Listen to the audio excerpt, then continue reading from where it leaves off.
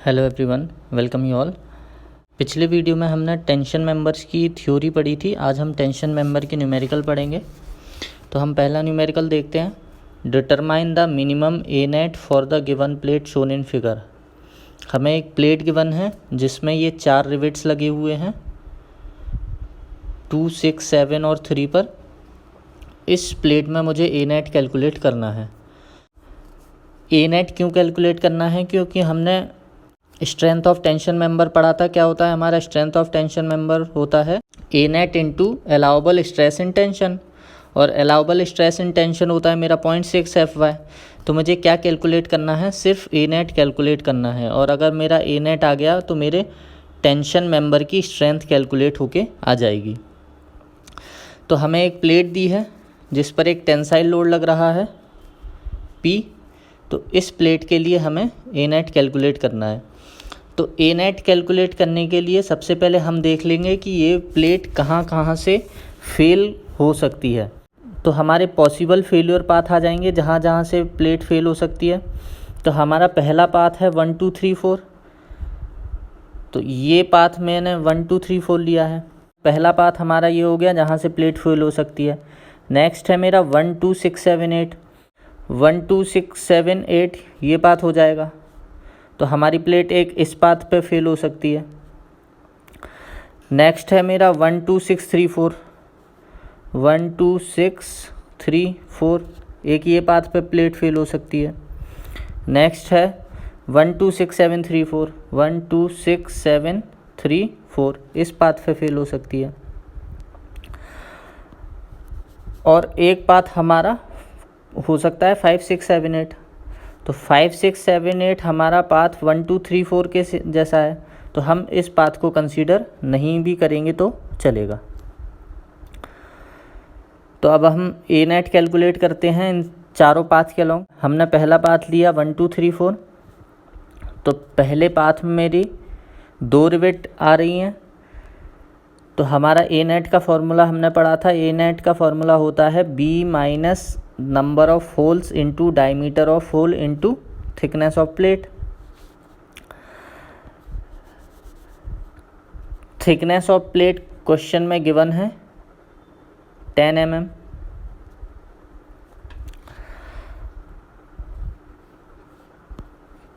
तो हम ए net calculate करते हैं। मेरी प्लेट की बिड्थ है 360 mm। तो B की जगह 360 रखा। इस फेल्यूर प्लेन में 2 रिवेट होल आ रहे हैं। तो 2 into diameter of hole. Diameter of hole हमें गिवन है 22 mm। तो हमने डायमीटर ऑफ होल रख दिया इंटू थिकनेस की वैल्यू रख दी। तो यहाँ से मेरा ए नेट कैलकुलेट होके आ गया 3160 mm²। नेक्स्ट पाथ हम लेते हैं 1, 2, 6, 7, 8। तो 1, 2, 6, 7, 8 मेरा ये पाथ हो गया।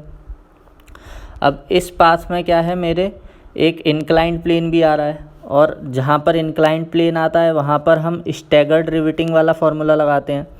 तो स्टैगर्ड रिवेटिंग का फार्मूला क्या होता है? B minus NDH plus S²/4G और होल इंटू T। और S क्या होता है? S होता है मेरा जो इंक्लाइंड पाथ में जो रिवेट लगे हुए हैं उनके बीच की हॉरिजॉन्टल डिस्टेंस। तो ये मेरा S हो जाएगा। और G होता है मेरा ये जो इंक्लाइंड पाथ पे जो रिवेट लगे हैं उनके बीच की वर्टिकल डिस्टेंस। तो ये मेरा G हो जाएगा और ये मेरा S हो जाएगा। और S और G हमें गिवन है। S गिवन है 50 mm और G गिवन है 60 mm। तो हम 1, 2, 6, 7, 8 पाथ के अलॉन्ग ए नेट कैलकुलेट करते हैं। तो इस पाथ में मेरे 3 रिवेट आ रहे हैं 2 पर, 6 पर और 7 पर। तो B माइनस 3D और एक इंक्लाइंड पाथ आ रहा है इसलिए एक बार S1/4G लेंगे। तो S की वैल्यू मेरी 50 गिवन है और G की वैल्यू 60 गिवन है और T की वैल्यू 10 हमने पुट की। तो जब इसको सॉल्व किया तो मेरा ए नेट आ गया 3044.16। अब थर्ड पाथ के अलॉन्ग हम ए नेट कैलकुलेट करते हैं। तो हमने पाथ लिया 1, 2, 6, 3, 4। तो 1, 2, 6, 3, 4 मेरा ये पाथ हो जाएगा। इस पाथ में हमारे नंबर ऑफ रिवेट्स 3 आ रहे हैं 2 पर, 6 पर और 3 पर। बट इंक्लाइंड पाथ जो हैं वो कितने हो जाएंगे? 2। तो हमारा S²/4g हमें कितनी बार लेना पड़ेगा? 2 बार। पहली बार इस पाथ के लिए और दूसरी बार इस पाथ के लिए। तो हमने फॉर्मूला लगाया b-3d plus S1²/4g1 plus S2²/4g2 into T. Width of plate की वैल्यू हमने रख दी, डायमीटर ऑफ होल की वैल्यू रख दी। अब S1 मेरा हो जाएगा, ये हमारा जो इंक्लाइन पाथ है उसकी हॉरिजॉन्टल डिस्टेंस 50 और वर्टिकल डिस्टेंस हो जाएगी 60। तो S1 की वैल्यू हो जाएगी मेरी 50 और G1 की वैल्यू हो जाएगी मेरी 60। अब हम नेक्स्ट इंक्लाइन पाथ देख लेते हैं। तो नेक्स्ट इंक्लाइन पाथ हमारा 3 और 6 के बीच में है। तो 3 और 6 के बीच में मेरी हॉरिजॉन्टल डिस्टेंस तो 50 रहेगी, तो मेरी S2 की वैल्यू हो जाएगी 50, बट G2 की वैल्यू कितनी हो जाएगी? 6 और 7 रिवेट के बीच की डिस्टेंस है 120 और 7 और 3 के बीच की वर्टिकल डिस्टेंस है 60। तो हमारी टोटल डिस्टेंस कितनी हो जाएगी? 120 प्लस 60, क्योंकि हमें रिवेट 6 और 3 के बीच की डिस्टेंस निकालनी है। तो रिवेट 6 और 3 के बीच की वर्टिकल डिस्टेंस हो जाएगी मेरी 180। तो G2 की वैल्यू कितनी हो जाएगी मेरी? 180। अब हम इसमें पुट करते हैं।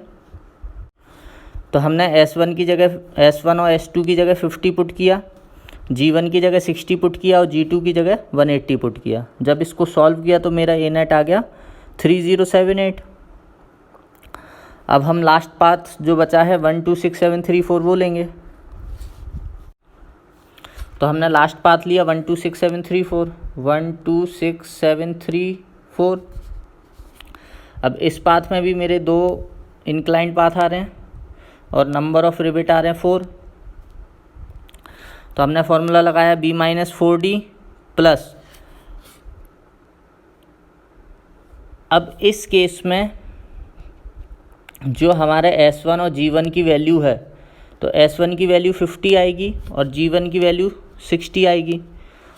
और सिमिलरली S2 की वैल्यू, हमारी हॉरिजॉन्टल डिस्टेंस 50 है तो 50 आएगी और G2 की वैल्यू 60 आएगी, क्योंकि हमें 7 और 3 रिवेट के बीच की वर्टिकल डिस्टेंस कितनी दी है? 60। तो हमारी S1 और G1 की वैल्यू S2 G2 की वैल्यू के बराबर है। तो हम इसको 2 इंटू S1²/4g भी लिख सकते हैं, या फिर हम अलग अलग लिख के भी सॉल्व कर सकते हैं। तो हमने डायरेक्ट 2 इंटू S1²/4g पुट किया है, क्योंकि वैल्यूज़ सेम है। तो हमने B की वैल्यू पुट की, DH की वैल्यू पुट की और S1 और G1 की वैल्यू पुट की। तो यहाँ से हमारा A नेट कैलकुलेट हो गया 2928.33 mm²। तो हमारा फाइनल A नेट क्या हो जाएगा? जो हमने चारों पाथ के अलॉन्ग A नेट कैलकुलेट किया है, उसमें से जो मिनिमम A नेट होगा वो हमारा हो जाएगा प्लेट का A नेट, क्योंकि इसी पाथ के अलॉन्ग हमारी प्लेट सबसे जल्दी टूटेगी, क्योंकि इसी पाथ के अलॉन्ग प्लेट की स्ट्रेंथ क्या होगी? मिनिमम। तो हमारा A नेट कैलकुलेट होके आ जाएगा 2928.33 mm²।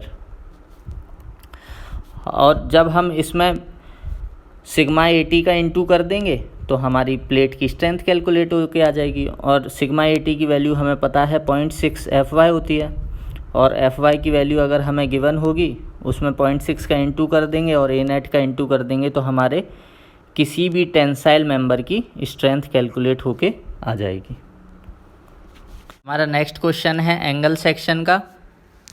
तो हमें क्या कैलकुलेट करना है? Calculate the strength of tie member ISA 100 × 100 × 10 connected to 20 mm diameter rivet. तो ये हमने एक एंगल सेक्शन बना दिया जिसका कनेक्टेड लेग भी 100 mm का है और आउटस्टैंडिंग लेग भी 100 mm का है, और इस एंगल सेक्शन की थिकनेस है 10 mm। इसको हमने 20 mm डायमीटर के रिवेट से एक गजेट प्लेट से जोड़ा है। तो हमें क्या कैलकुलेट करना है? Strength of tie member. तो स्ट्रेंथ का हमने फॉर्मूला पढ़ा था, P = होता है sigma AT into A net. हमें A नेट कैलकुलेट करना है, तो हमने A नेट का फॉर्मूला पढ़ा था, A नेट = होता है A1 + KA2। तो हमें क्या कैलकुलेट करना है? A1 कैलकुलेट करना है, A2 कैलकुलेट करना है और K कैलकुलेट करना है। K का हमने फॉर्मूला पढ़ा था 3A1/3A1 + A2। तो सबसे पहले हम A1 A2 कैलकुलेट कर लेते हैं। तो मेरा जो कनेक्टेड लेग है उसका एरिया होगा A1 और जो आउटस्टैंडिंग लेग है उसका एरिया होगा A2। जो लेग हमारा गैजेट प्लेट से जुड़ा हुआ होता है उसको हम कनेक्टेड लेग बोलते हैं और जो लेग हमारा फ्री रहता है उसको हम आउटस्टैंडिंग लेग बोलते हैं। तो पहले हम कनेक्टेड लेग का एरिया निकाल लेंगे। तो हमने पढ़ा था कनेक्टेड लेग का एरिया क्या होगा, B minus DH minus T/2 into T. B minus DH क्यों, क्योंकि ये जो कनेक्टेड लेग है उसमें एक होल किया है, तो उस होल के डायमीटर को मुझे घटाना पड़ेगा। और ये T/2 इसलिए लिया क्योंकि हमारा जो बॉटम वाला पोर्शन है उसका एरिया दोनों पार्ट में ओवरलैप हो रहा है, तो इसका आधा एरिया मैं कनेक्टेड लेग में लूँगा और आधा एरिया आउटस्टैंड लेग में लूँगा, तो इसीलिए मैंने T/2 किया। अब हमें DH कैलकुलेट करना है। हमें रिवेट दिया है 20 mm डायमीटर का, तो हमने DH निकाला। तो DH का हमारा फॉर्मूला होता है डायमीटर ऑफ रिवेट प्लस 1.5। अगर रिवेट का डायमीटर 25 mm से कम हो या इसके इक्वल हो और ग्रेटर देन हो 25 mm से, तो हम कितना जोड़ते हैं 2। ये हम रिवेटेड कनेक्शन में पढ़ चुके हैं। तो यहाँ से मैंने DH कैलकुलेट किया 20 + 1.5, तो मेरा DH आ गया 21.5। तो यहाँ हमने DH की वैल्यू पुट की, T हमें दिया है, तो यहाँ से मेरा A1 कैलकुलेट होके आ गया 735 mm²। नेक्स्ट मुझे A2 कैलकुलेट करना है। तो A2 में कोई रिवेट नहीं लगी, तो इसमें से कुछ भी सब्ट्रैक्ट नहीं होगा। तो A2 की विड्थ माइनस T/2। T/2 क्यों, क्योंकि इस पोर्शन का हम आधा एरिया ही ले रहे हैं। तो B माइनस T/2 किया इंटू T, तो यहाँ से मेरा A2 कैलकुलेट होके आ गया। तो मेरा A1 आ गया और A2 आ गया। फिर हम K कैलकुलेट करेंगे। K का फॉर्मूला होता है 3A1/3A1 + A2। हमने A1 की वैल्यू रखी और A2 की वैल्यू रखी, तो यहाँ से मेरा A2 कैलकुलेट होके आ गया 0.699। फिर हम A नेट कैलकुलेट करेंगे। तो A नेट का क्या फॉर्मूला हो जाएगा, A1 + KA2। हमने A1 की वैल्यू रखी, K की वैल्यू रखी और A2 की वैल्यू रखी, तो यहाँ से मेरा A नेट कैलकुलेट होके आ गया 1398.95 mm²। अब हमें स्ट्रेंथ कैलकुलेट करना है, तो हम स्ट्रेंथ का फॉर्मूला जानते हैं। स्ट्रेंथ का फॉर्मूला होता है σA2 इंटू A नेट। और हमने पढ़ा था कि टेंशन मेंबर के केस में अलाउबल टेंसाइल स्ट्रेस होती है मेरी 0.6 FY। तो σA_T की जगह हमने रखा 0.6 FY into A net. FY मुझे गिवन है 250, तो हमने FY की वैल्यू रखी 250। A नेट कैलकुलेट किया था 1398। इसको जब सॉल्व किया तो मेरा आंसर आ गया 209841 न्यूटन, और इसको जब किलो न्यूटन में बदला तो आ गया 209.84 किलो न्यूटन। बहुत सिंपल क्वेश्चन था। नेक्स्ट क्वेश्चन देखते हैं। नेक्स्ट है हमारा डिज़ाइन का question. Design a tie member roof truss subjected to axial load. हमारा एक रूफ ट्रस है जिस पर एक्सियल लोड आ रहा है 160 किलो न्यूटन का। Use a single angle iron connected by shop rivet at ends.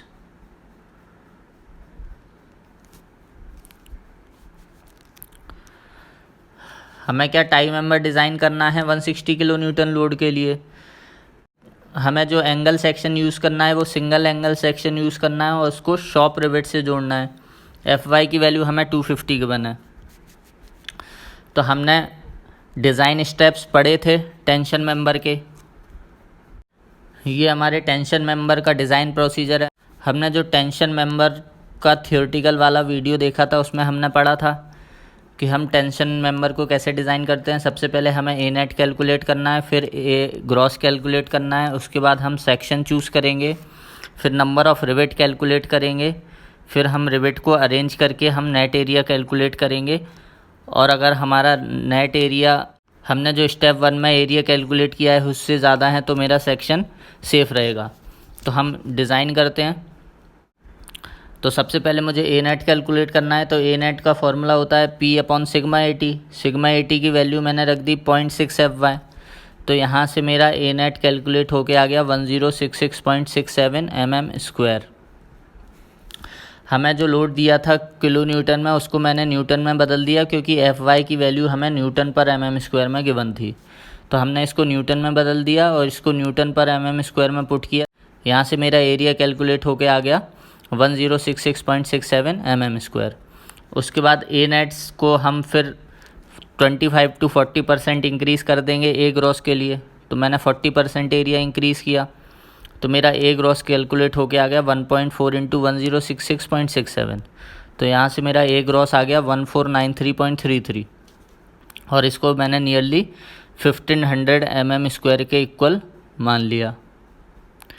अब हमें सेक्शन चूज़ करना है, तो मैंने स्टील टेबल की हेल्प से एक सेक्शन चूज़ कर लिया। सेक्शन चूज़ कैसे करते हैं ये देखने के लिए मैंने स्टील टेबल के 2 पेजेस लिए हैं। इसमें सबसे ऊपर हमें दिख रहा होगा single angle used as ties. ये टेबल हमारी सिंगल एंगल सेक्शन के लिए है। तो इसमें सबसे पहले हमें एंगल के साइज़ दिख रहे हैं, उसके बाद उसका वेट पर मीटर दिख रहा है, उसका ग्रॉस एरिया दिख रहा है। तो हमारा जो क्वेश्चन है उसमें ग्रॉस एरिया हमारा कैलकुलेट होके आया है 1500 mm स्क्वायर। इसमें जो एरिया गिवन है वो सेंटीमीटर स्क्वायर में गिवन है। तो हम जब 1500 mm स्क्वायर को सेंटीमीटर स्क्वायर में कैलकुलेट करेंगे तो हमारा आ जाएगा 15 सेंटीमीटर स्क्वायर। तो अब हमें ऐसा सेक्शन चूज़ करना है जिसका एरिया 15 सेंटीमीटर स्क्वायर के आसपास हो। तो मैं यहाँ से देखता हूँ, तो मेरा ये जो एंगल सेक्शन है 80 इंटू 80 इंटू 10, इसका हमारा ग्रॉस एरिया आ रहा है 15.05 सेंटीमीटर स्क्वायर। तो हम ये सेक्शन चूज़ कर सकते हैं। इससे कम एरिया वाले सेक्शन को हम चूज़ नहीं करेंगे। इससे ज़्यादा एरिया वाले सेक्शन हम चूज़ कर सकते हैं, बट अगर हम ज़्यादा एरिया वाला सेक्शन चूज़ करेंगे तो हमारी कॉस्ट बढ़ जाएगी, इसलिए हम इसी सेक्शन को चूज़ करते हैं। तो ये हमारा सेक्शन चूज़ करने का तरीका है। और इस स्टील टेबल से हमें इस सेक्शन की वेरियस प्रॉपर्टीज़ मिल जाएंगी, जैसे मिनिमम रेडियस ऑफ गायरेशन कितना है, उसका इफ़ेक्टिव एरिया कितना है, और भी आगे उसका आई दिया रहता है, और radius of gyration about XX, radius of gyration about YY, IXX, IYY, ये सारी चीज़ें हमें इस सेक्शन के लिए डायरेक्ट स्टील टेबल से मिल जाएंगी। तो इस प्रकार से हम सेक्शन चूज़ करते हैं। तो मैंने सेक्शन कौन सा चूज़ किया, 80 इंटू 80 इंटू 10, जिसका एरिया है 15.05 सेंटीमीटर स्क्वायर। तो स्टील टेबल से मेरा सेक्शन चूज़ होके आ गया 80 इंटू 80 इंटू 10। अब हम इस सेक्शन को कनेक्ट करने के लिए हम 16 mm डायमीटर रिवेट्स का यूज़ करेंगे। तो हमने 16 mm डायमीटर रिवेट यूज़ किए, तो उसकी हम रिवेट वैल्यू कैलकुलेट करेंगे, क्योंकि मुझे नंबर ऑफ़ रिवेट्स कैलकुलेट करने हैं, और नंबर ऑफ़ रिवेट्स का फॉर्मूला होता है लोड अपॉन रिवेट वैल्यू। तो रिवेट वैल्यू कैलकुलेट करने के लिए पहले हम जो बोल्ट है उसकी शीयर में स्ट्रेंथ निकालेंगे। तो शीयर में स्ट्रेंथ निकालने का फॉर्मूला होता है π/4 into DH square into FS। FS होता है मेरा अलाउबल स्ट्रेस इन शीयर। अगर इसकी वैल्यू हमें गिवन होती है तो हम वो वैल्यू लेते हैं, अगर वैल्यू गिवन नहीं होती तो हम 100 लेते हैं। अब मुझे DH की वैल्यू चाहिए, तो DH की वैल्यू मैंने कैलकुलेट की। मेरा जो रिवेट है वो 16 mm का है, 25 mm से छोटा है, तो हम कितना ऐड करेंगे 1.5। तो यहाँ से मेरा DH कैलकुलेट होके आ गया 17.5। मैंने DH की वैल्यू रखी 17.5 और FS की वैल्यू रखी 100। तो यहाँ से मेरी रिवेट वैल्यू कैलकुलेट होके आ गई 24052 न्यूटन या 24.05 किलो न्यूटन। अब हम रिवेट की स्ट्रेंथ बियरिंग में कैलकुलेट करेंगे। तो बियरिंग में रिवेट की स्ट्रेंथ निकालने का फॉर्मूला होता है DH into T into FV। अब FV हमें गिवन नहीं है, तो हमें कितना एज्यूम करना पड़ेगा 300। FS और FV की वैल्यू कितनी लेनी है हम ये रिवेट कनेक्शन वाले वीडियो में पढ़ चुके हैं। अगर किसी को कोई डाउट हो तो रिवेटेड कनेक्शन वाला वीडियो जाके देख सकता है। तो हमने DH कैलकुलेट किया था 17.5। थिकनेस ऑफ मेंबर हमारी 10 है। FV की वैल्यू हमने 300 रखी। तो यहाँ से मेरा बियरिंग स्ट्रेंथ कैलकुलेट होके आ गई 52500 न्यूटन या 52.5 किलो न्यूटन। तो हमारी रिवेट वैल्यू क्या होती है, PS स्ट्रेंथ इन शीयर और स्ट्रेंथ इन बियरिंग में से जो भी स्मॉलेस्ट वैल्यू होती है वो मेरी रिवेट वैल्यू होगी। तो शीयर में स्ट्रेंथ कितनी आई थी मेरी 4.05 किलो न्यूटन और बियरिंग में आई है 52.5, तो हमारी 24.05 स्मॉलेस्ट वैल्यू है। तो मेरी रिवेट वैल्यू कितनी हो गई 24.05 किलो न्यूटन। उसके बाद हम नंबर ऑफ़ रिवेट कैलकुलेट कर लेंगे P/RB से। तो यहाँ से मेरे रिवेट कैलकुलेट होके आ गए 7। अब इन रिवेट को हम सिंगल रिवेटेड कनेक्शन में लगाएंगे, मतलब इस प्रकार से लगाएंगे। ये मेरे एंगल सेक्शन का साइड व्यू है, इसमें हम रिवेट को एक ही लाइन में 7 रिवेट्स इस प्रकार से लगा देंगे। उसके बाद हम नेट एरिया कैलकुलेट करेंगे इस एंगल सेक्शन का। तो नेट एरिया कैलकुलेट करने के लिए मेरा एंगल सेक्शन था, यहाँ पर मैंने रिवेट लगाई इस प्रकार से, एक ही लाइन में 7 रिवेट लगी हुई हैं। तो हमें इसका नेट एरिया निकालने के लिए क्या करना पड़ेगा, सिंगल एंगल सेक्शन के लिए नेट एरिया का फॉर्मूला होता है A1 + KA2। तो हमें A1 कैलकुलेट करना पड़ेगा। तो मेरा A1 हो गया depth of member minus diameter of hole minus T/2 into T। ये हम देख चुके हैं कि अगर हमारा सिंगल एंगल मेंबर होगा तो उसके लिए हम A1 और A2 कैसे कैलकुलेट करेंगे। तो मेरा A1 कैलकुलेट होके आ गया 575 mm² और A2 कैलकुलेट होके आ गया 750 mm²। अब सिंगल एंगल सेक्शन के लिए हमने K का फॉर्मूला पढ़ा था 3A1/3A1 + A2। तो यहाँ से मेरी K की वैल्यू कैलकुलेट होके आ गई। उसके बाद हमने A नेट कैलकुलेट किया A1 + KA2 से। तो यहाँ से मेरे A नेट की वैल्यू कैलकुलेट होके आ गई 1097.72 mm²। और हमारा एरिया रिक्वायर्ड कितना था 1066.67 mm²। तो ये जो एरिया कैलकुलेट होके आया वो हमारे रिक्वायर्ड एरिया से ज़्यादा है, तो हमारा सेक्शन कैसा हो गया, सेफ हो गया। तो ये हमारे एंगल सेक्शन की डिज़ाइन हो गई। आई होप आपको टेंशन मेंबर की स्ट्रेंथ कैलकुलेट करना और डिज़ाइन करना आ गया होगा। अगर आपको वीडियो अच्छा लगा हो तो लाइक करें और चैनल को भी सब्सक्राइब करें। Thank you for watching the video.